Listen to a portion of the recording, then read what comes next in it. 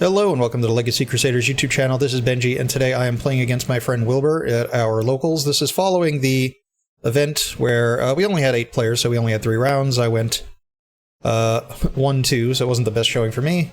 Wilbur went 2-1. He lost in the finals to Fluanderies, and yeah, Fluanderies is a hell of a deck. Our opponent was on what's it called? Lose one turn, which is a really good floodgate. It's a lot harder to out nowadays when people can't main deck as much backer removal. So going first, we do show our hands in game 1. I have Rainbow Bridge, Book of Moon, Ancient Cloak, Harpy's Feather Duster, and Silent Boots.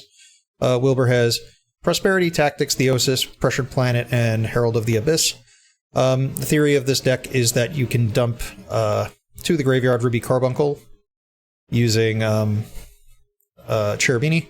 So I'm going to open Rainbow Bridge, try to see if there's a Droll in play, because this might imply that I already have the Ruby Carbuncle, in which case this continues. Otherwise I can use the Phantom Knights to get to Ruby Carbuncle, because Cherubini can dump a level 3. So I'm going to normal summon Ancient Cloak, and special summon the Silent Boots because I control an Ancient Cloak. I can perform that inherent summon.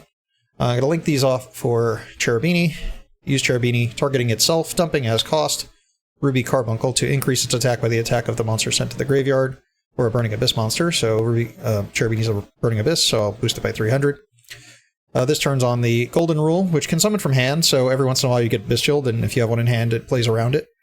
So I'm going to activate Golden Rule and put 2 Crystal Beasts in the back row, and then special one with a different name. So I can't put Ruby Carbuncle in the back row, even though I'd like to have more level 3s. I've considered putting in other level 3s, like Amethyst Cat, which is decent for time as an alternative, but then I can't open Ruby plus Golden Rule as much if I, like, replace a Ruby with a Amethyst Cat, and I don't really want to put in more bricks, so that's something I'm considering. So those will go in the back row, and then Golden Rule's a then conjunction, so the summon happens afterwards, so it doesn't miss timing. When Carbuncle is special summoned, you get special summon from the back row. I'll special summon both Sapphire Pegasus, and I'll only be activating one of them to put the Crystal Beast Rainbow Dragon in the back row. I can do both and put both of them in the back row. That also sometimes can play around an imperm on this, because technically they're... I mean, obviously they would have impermed Ruby Carbuncle at this point, so I shouldn't really be fearing it. Some people don't know what to stop, so they'll wait for different parts of the play. So, but if I activate both Sapphire Pegasus, if they negate one, I at least get the Crystal Beast Rainbow Dragon in the back row for at least one of them. I don't really want to run out of Crystal Beast, though, because Rainbow Bridge of the Heart is a board-breaking card. Lets you bounce cards, so I don't really want to, like, automatically give this up. Now... I had to make a Dark Monster to go into Rusty with. This puts Breaksword in the graveyard already to be summoned off of the... what do you call it? Off of the Rusty Bardiche. I have 2 level 4s for Baguska. At this point I can gain access to Torn Scales. Ashing the Crystal Beast Rainbow Dragon can be really good, preventing me from getting the Rainbow Dark Dragon to the hand. Might turn off, like, Awakening of the Crystal Beasts, or Awakening of the Crystal Ultimates. Anyway, so I'm going to set Fogblade, send Torn Scales... consider making Baguska, but it's almost always better to get the Torn Scales effect over with before I do that. Sometimes you don't need Torn Scales effect. So because I already started with Silent Boots, that's why we play the 1 Staingreaves. That'll trigger the Torn Scales, which will be summoned, which will then trigger the Staingreaves, and I can pitch the Rainbow Dark Dragon, which is a free brick, to discard for the Torn Scales. If you just open like Ruby Carbuncle plus... Golden Rule, you get full Phantom Knight combo, but very few Phantom Knights left in the graveyard. So in this case, I'm going to send the extra trap card to the graveyard, the Phantom Knight Wing. There's some merit to not sending it to the graveyard, putting a Fogblade in grave instead, because I can always put Wing in the grave from the field. Plus Baguska is functioning as a negate. I made a small misplay here. I put myself in a... the Baguska has made it to the Anima column, so depending on what your opponent's playing, that's something you don't really want to do.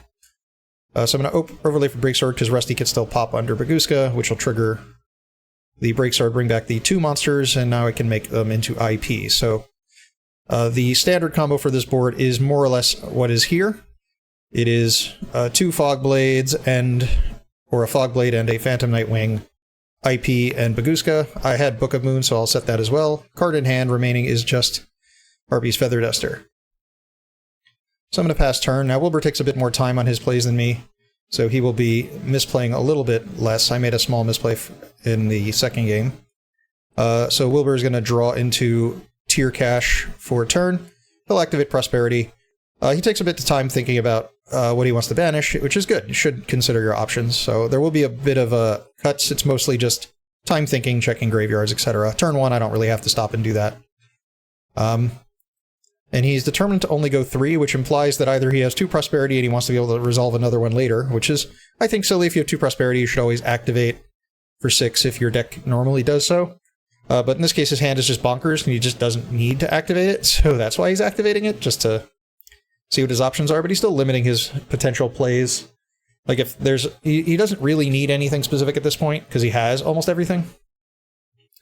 But still, there might be an option that he gets here.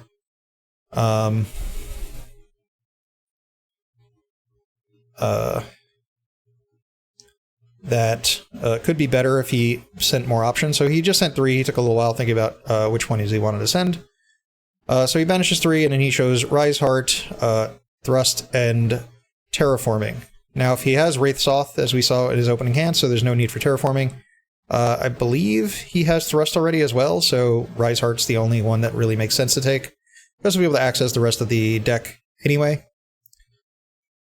So he's currently doing half damage this turn if he can break through the board, which he should be able to with all the cards that he has available. He's going to, I believe, activate Herald of the Abyss, and then he has a choice of sending IP or Baguska. I guess Baguska makes the most sense. That deals with 2 negates, but currently I've not activated a card to make that Thrust that he has in hand live, so at some point I probably will if I try to summon back the Breaksword to get a pop with Rusty or activate IP. He's going to activate Wraith Soth to search a Kashtira monster. He could get Unicorn, he could get Fenrir. I forget which one was already in his opener. I think one of them was. So we're going to grab Unicorn, which he can special because he has no monsters on the field. And because I have Book of Moon, I think this is a good place to book whatever monster he has. That way Theosis is off, the monster doesn't get a chance to activate its effect. If I activate Fogblade and then they have Theosis already, then I effectively passed on some value on my Book of Moon, so I'm just going to immediately Book of Moon the Unicorn. Trying to get the most value possible out of my cards. I've also yet to activate a monster effect. So Thrust is not live, and he didn't take Thrust, so I have a pretty good idea he has Thrust. So the goal is to try not to do that. He's going to summon Rise Heart with his normal summon. Since he doesn't have Birth, he can't really normal summon the Fenrir that's in hand, I believe, or the Tier Cache at the moment.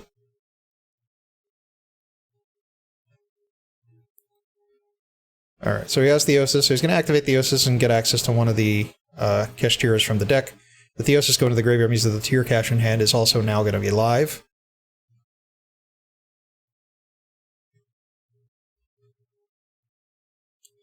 And the question is, does he summon Ogre? Does he summon Fenrir? Getting Fenrir into play is always a good choice.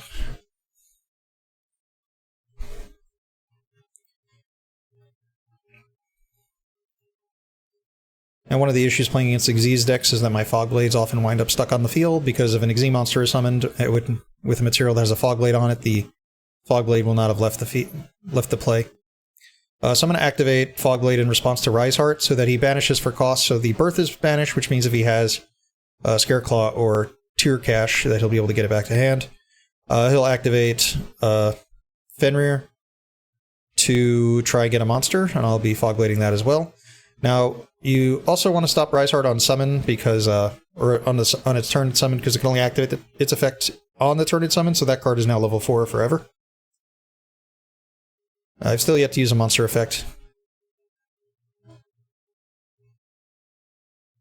So I am trying not to do that, because Thrust is pretty obviously the last card in hand. Now that we're revealing Tier Cache. So Tier Cache banishing Theosis. There was no way to stop this. So he activates Theosis Chainlink 1, Tier Cache Chainlink 2. We're deciding which deck he wants to mill. I'm not sure he should have activated this effect at all. Either he wants to mill his own cards and potentially hit his other Unicorn so he can bring it back with Birth. Because milling my deck, I could get more things in play. But he has a pretty stocked board here. Popping, like... There's no point in me popping any of his cards at this point, because then they just become summonable via Birth. So he makes me mill. I mill Crystal Bond, Orcust Symbol Skeleton, and World Wand. None of which are playable right now, but they add Darks to the graveyard for, what do you call it? Rainbow Dark Dragon. Additionally, it makes Girsu much more powerful at this point. If I just get it into graveyard, I can make plays with it. 2 of the 3 bricks are into the graveyard, so that's all good if we get another turn here. So, reminder, he's at 6,500 life points, I'm at 8,000 because he activated Herald of the Abyss. And I can only take half damage this turn because of Pot of Prosperity. It's going to overlay for an Xyz monster. What makes the most sense in this scenario, I don't know, but he goes for Dark Arm, the Dragon of Annihilation, which he can summon over 2 level 7s. This leaves one of my Fog Blades just kind of trapped on the board. I decide that this is a good time to get my cards out of the way. Like, I'm going to have to play into Thrust pretty much no matter what. So I'm going to activate Wings, targeting Breaksword to summon it to the Bardiche pointer, and I'm deciding which card I want to pop. I do want to send the Rise Heart to the graveyard so I can get the Fog Blade in the graveyard, but I don't think it really makes a difference here. So I'm going to pop Rise Heart, and I'm going to activate Staingreaves to give me more monsters for IP. It also chain blocks the Rusty if there's like an Ogre or something. Not that that should matter. If there was an Ogre, I'd be losing on the IP. I'm going to activate IP and then link off the Dark Armed so that he can't pop any of my cards. I could have allowed him to waste a pop first, but I don't think it really accomplishes anything. Now I have Underworld, which stops Birth. That was the other logic to this. But Thrust is such an obvious, apparent card that's going to be available here, and there's nothing I can do to stop Thrust from being there. The question is really, what is he going to get with Thrust? What can he do with Thrust? And I have no way of really knowing at this point. It's a bit early to determine that. He gets Ultimate Slayer. He's playing a couple... Like, I recently just started playing a couple more going second cards that are like searchable off Thrust in my deck. I have Destructive Daruma Dharma Cannons also in my deck. So he activates Ultimate Slayer, targeting the Underworld Goddess, sending Tri-Brigade Arms Bucephalus II. No point in activating the effect to send the Fusion monster. Maybe I play Fusions, he might need Garura still in the extra deck. It might have been banished face down off of the Pot of Prosperity, but additionally, because of Pot of Prosperity, you can't draw cards anyway, so there's no point in sending the Garura if it's still there.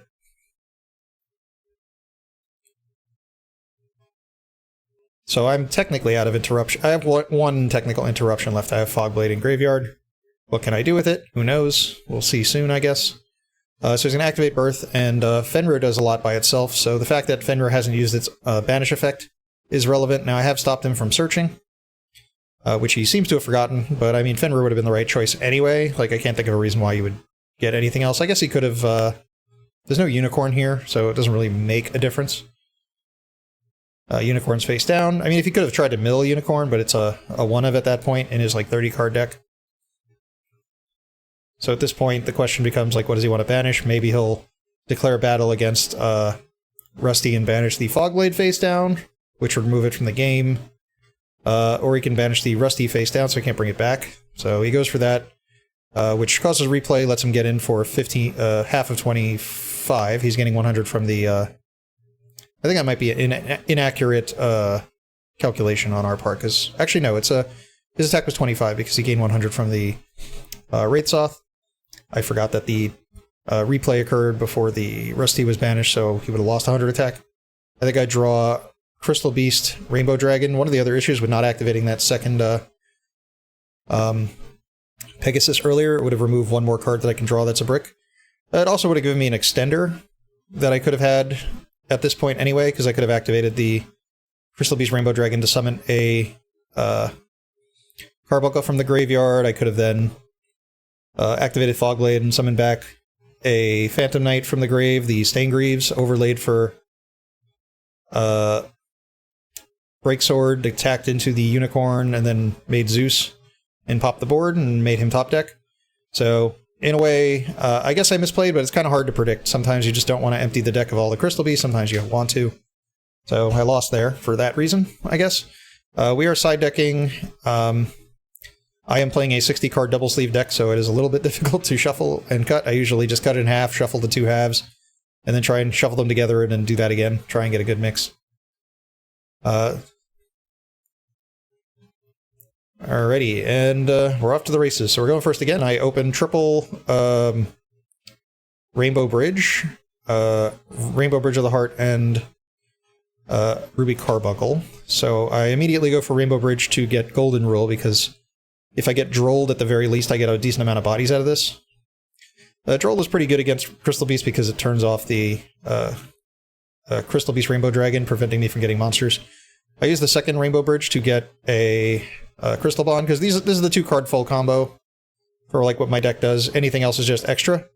And I activate the third one because I think it's funny, and I really just want to show that I opened 3 Rainbow Bridge, although I do have Rainbow Bridge of the Heart, which also can search, and I only play 3 like playable Crystal Beast cards. I play 1 copy of Awakening of the Crystal Ultimates to be that next card to search if I already have the other ones, because the other ones are played at 3. This is my one of. It gives me potential extra summons off of the Ruby Carbuncle. So pretty much I've just changed my entire hand, but he also should know what most of it is now. So he doesn't know about Carbuncle and Rainbow Bridge of the Heart. So Carbuncle, normally you put Pegasus in the back row and add the Carbuncle to hand, so that when you special Carbuncle, you special 3 Pegasus. I could also add, I could put a Carbuncle in the back row and add the Pegasus to my hand. That way I could use my extra normal summon for the Pegasus, and then special summon the Carbuncle I already had in my hand. That way I would also get to special off of the Carbuncle 2 level 3s immediately, which might have been better. I actually make a minor illegal play in this game. And now, my play could be legal. So I put the Pegasus in the back row, add the Carbuncle to hand, and I make a play that kind of accomplishes nothing, because I kind of forget to do something. So I have a Golden Rule, so I'm obviously going to be using it. So I use my additional normal summon on Carbuncle, and then I think I just activate Golden Rule and just forget to summon the Carbuncle from my hand. So effectively I could have just not used this normal summon and done the exact same play. And I don't think I really normal summon this turn.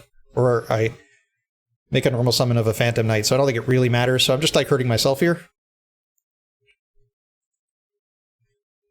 So because I already have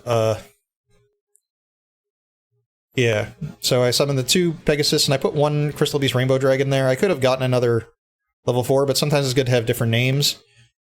And I activate both of them this time to ensure I don't just get like Ash on this. I mean, although something tells me it's hard to justify ashing a lot of these cards when Rainbow Bridge can be used more than once per turn and just deal with the fact that I'm getting ashed.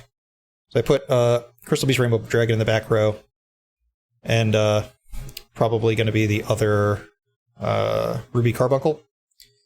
Awakening of the Crystal Ultimates can summon from the graveyard, so I'll be putting it in the graveyard eventually anyway. I might not want to put it there. I put the Pegasus probably so I could still summon the 3rd Carbuncle from the deck off of the Crystal Beast Rainbow Dragon, because I haven't used that effect yet. If I forget what he was asking me. Alright, so we're going to activate Crystal Beast Rainbow Dragon, summon from the deck the well, I'm going to add the Rainbow Dark Dragon to my hand, which I have summoned in this deck a decent amount of times. Usually second turn after using a bunch of Phantom Knights, if I open the Orcust engine, I can get 7 names to the graveyard. It's actually a funny way to trigger Torn Scales. Banishing one of the Phantom Knight cards from the graveyard to summon the Rainbow Dark Dragon can trigger the Torn Scales. So we're going to link those 2 off, which puts the Golden Rule in the graveyard. Going to activate Torn Scales to send the Ancient Cloak, which searches the Torn Scales. Now, whether or not I use the normal summon becomes irrelevant because it was an extra normal summon. Now, the big difference here is that I could just have 1 random extra level 3 body, because I could have discarded the Rainbow Dark Dragon, but it would turn off the Crystal Ultimates instead of the Ruby Carbuncle, because I'm going to discard the Ruby Carbuncle in a minute to activate Torn Scales, whereas I could have been a body on the field. I can still summon it from the graveyard at this point. So I'm going to send Fogblade to the graveyard, thinking, well, if Bagooska sticks, then I don't really need all these Fogblades, but I am coming to terms with, I think I just need to keep my Fogblades on the field. I need something that's a little more disruptive. Put the Phantom Knight Wing in the graveyard. Usually one of the Fogblades falls off into the graveyard. If one gets stuck on the field, I can always pop it with a Break Sword.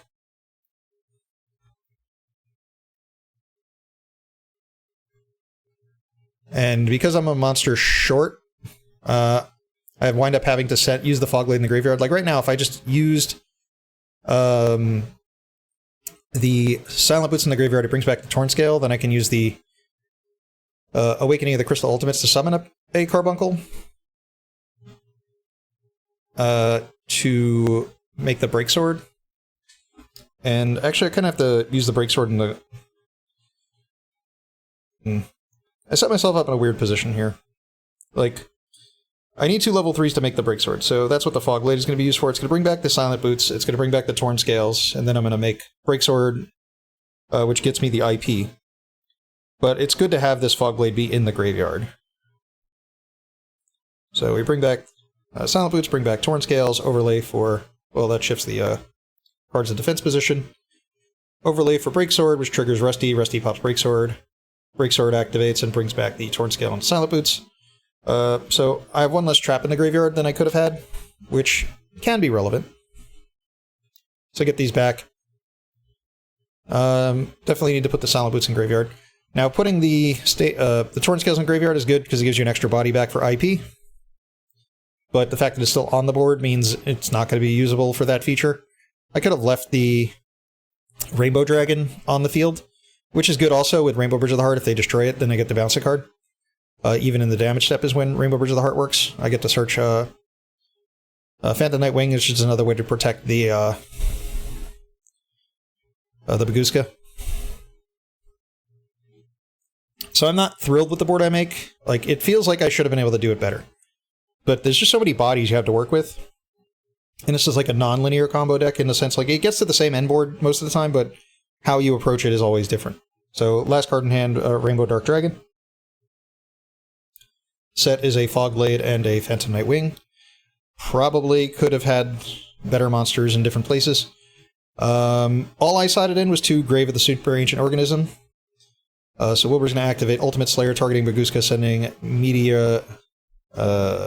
Meteorologic Aggregator. So I can't respond with a monster effect, so I decide I'm going to protect my Rusty with the Phantom Nightwing so I can chain a monster effect and use IP to get some value of the Bagooska. So at this point I can make an Appaloosa for 3. Just have to hope he doesn't have, like, Thrust, and then I lose to something big. But there's not much playing around this anyway.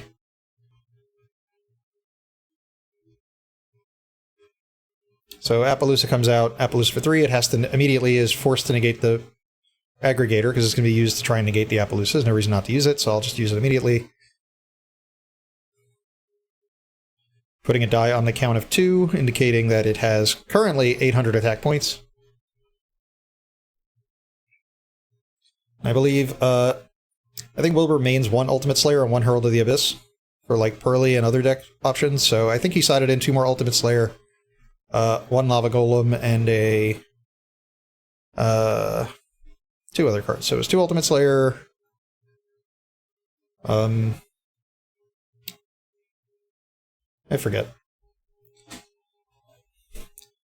I think he did show it. I might have cut it just for the length of the video. I reminded him that these cards can't be destroyed currently because of IP and Phantom Nightwing. We are playing a fun game, so it's not like we're trying to hide anything from each other. We're trying to make the best plays possible with the cards available. My deck's a little weird, so it's hard to give me appropriate feedback and comments on, like, what to do and where. We also forgot to show our hands to the camera this time, so I couldn't really, like, do the opening hand parts. So he's going to use Thrust to search for Duster, which puts the Fogblade in grave. So now I have Fogblade in grave, and I think Wing as well. And looking at his hand, it looks like he has the Lava Golem. I can't see much else. I think he has Prosperity, Lava Golem. Not sure after that. Pretty sure I get Lava Golemed. I think it might be the next opening play.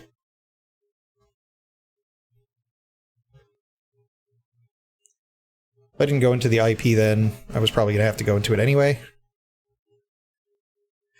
So he puts in the middle zone in defense position. Terraforming is a very good card, limited 1 for a reason. Search any field spell in the game is really good when field spells keep getting better and better. Searches for Pressured Planet Wraithsoth. Wraithsoths can then again search any Kashtira monster. I think this is one of the planets that doesn't actually search Visa Starfrost. So he's going to search Unicorn. And I'm really praying that my play now is going to hold up. So he summons a unicorn. I'm like, wait, I have a play. So I have both Wing and Fogblade together. That's why we play the one Wing, so I have double summon, which gives me the ability to pop one of these cards. So I'm like trying to chain link sequence this correctly. So it's Chain Link 2 has to bring back the Rusty, Chain Link 1 has to bring back the Breaksword, so I could use Rusty to target and pop the Unicorn. So the Unicorn's going to get popped, and I just have to hope he doesn't have anything else. He does have 2 cards in hand. I don't know what they are at this point. I'm pretty sure one's either a Fenrir. So there's a Fenrir, which isn't good for me. And he has one more card that's unknown at this point. So at this point he can summon the, what do you call it?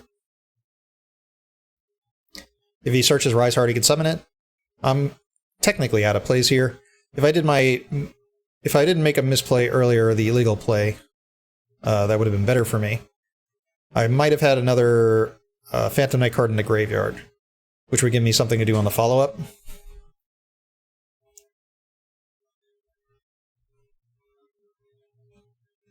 He's going to activate Prosperity. I think he does 6 this time. I did cut a little time from here, because he actually originally chose 7, because he was still just like contemplating on which card to banish and determine which one he wanted to put back. So we come up with 6. These are the options. We have Fenrir, he's already got. Lava Golem could be used. Scareclaw is broken. Birth is broken. Theosis is broken. And Slayer seems a little bit unnecessary at this point, even though it is playable. Like, he could try to shuffle back the Rusty, send Bucephalus, send Entes and pop, but I feel like he can clear my board anyway, so it feels unnecessary. Theosis would get him to Unicorn. Unicorn's already been popped, so Birth would also get him to Unicorn, so I think all these cards kind of get him to the same place. So either one of those would do the same thing. I think he also hasn't used Fenrir yet, because... Oh, he had... So I lost track if he added Birth or added Theosis. Alright, so either way, he should have both of them at this point. Then there's one card left in hand.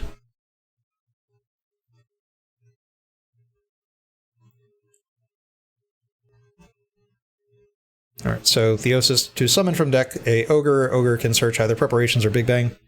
Pretty sure he's going to search a Preparations.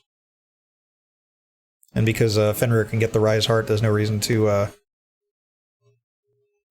get that. And that's like a free summon anyway. Once you get all these cards in play and looping everything, Kashtira is just a wild deck. So Preparations can summon a Kashtira that's banished or in the hand. So if you banish one of your Kashtiras, you can get them back. It also can summon the Xyz monsters from the banish zone, unlike Birth, which cannot. It can only summon from the non-Xyz monsters. So we're going to summon Rise Heart. Made Shang first, which gives him the ability to use the planet to pop cards. It's also going to get the Big Bang to use the Shang and Bang technique. And we're trying it for optimal play, so we're trying to try and lock as many of my zones as possible while also doing this. So it's going to be Shang 1 to lock a zone, and Bang 2 to special summon a card back. We didn't really do it in the right order, but I don't think it matters. So he's going to add back Ogre, summon Ogre, because he's going to have to attack, and if he can just banish all my cards, he can see what my top deck is to play around that as well. Because he should technically know the cards in my hand. They are Awakening of the Crystal Ultimates, which I probably should have used, and the Rainbow Dark Dragon, so I could have made my board barely more resilient, but I could have made my follow-up better. And I think no matter what, I was still going to lose, because he's getting most of this stuff done anyway. So he uses Wraithsoth to pop the Lava Golem. And because he's activated Shangri-Ira this turn, he can summon a Rise Heart, which is going to activate a whole bunch this turn because it's mandatory, so lots of things are going to lead to it. So we're going to enter the battle phase, declare battle against... I don't think it really matters what he declares battle against. He declares battle against Breaksword, banishing the Rusty face down. I'm actually not sure if it would get banished face down. It might get banished face up because it should be leaving by the effect of Fogblade, so I'm actually not sure if that was accurate if it's face down, but we went with face down, just doesn't really matter because I'm kind of drawing dead here, so we have we have him lock another zone, so that's a big difference here, that I have less zones. Like, both of these cards technically should get banished face up, the Breaksword and Rusty, I think. Because currently, like, I can't send them to the graveyard as a cost, because when they leave the field, they wouldn't go there, so they probably get banished face up. Rise Heart attaches the Big Bang on the banish of the Rusty, and then on the banish of the Breaksword, he's going to attach Infinitrack Goliath, which is one of the banishes off the Pot of Prosperity. We're going to declare... we're doing half damage because of Pot of Prosperity. Ogre's going to get in and take a look at the top 5 cards. Oh, I think we may have forgotten to banish the top 3 cards of my deck face down. I might have done it at some point. I think I lost like a Reinforcement of the Army, a Girsu, and I think a Dark Ruler. So these are my top 5 cards. So I have a Dark Ruler, Ancient Cloak, Rainbow Dark Dragon, so he can either make me draw Ancient Cloak or he can make me draw Dark Ruler. Because the order stays the same. He's going to get to lock another zone. Rise Heart is fully loaded. If I activate a spell card, I get a card banished. He attaches a Synchro Monster I'm not familiar with. I think it gets detached. It bounces a card. I didn't know the name at the time, so I did look it up when I put it into the video. So I get my 3rd zone locked. Rise Heart has 4 materials. So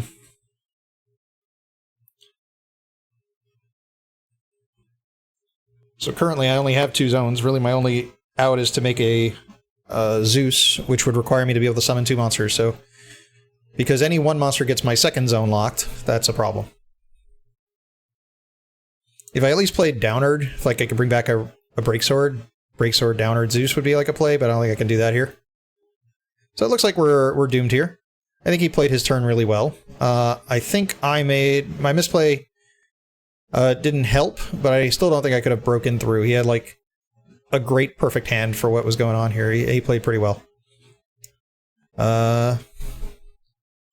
So I believe this is going to wrap things up. I'm at 3,300 life points. He's at full life. Pass his turn. I draw Ancient Cloak, which we know is coming. Ancient Cloak, Rainbow Dark Dragon, and Awakening of the Crystal Ultimates. What do? Absolutely nothing, because the first card gets banished face down by a Rise Heart, and then I lose all my zones.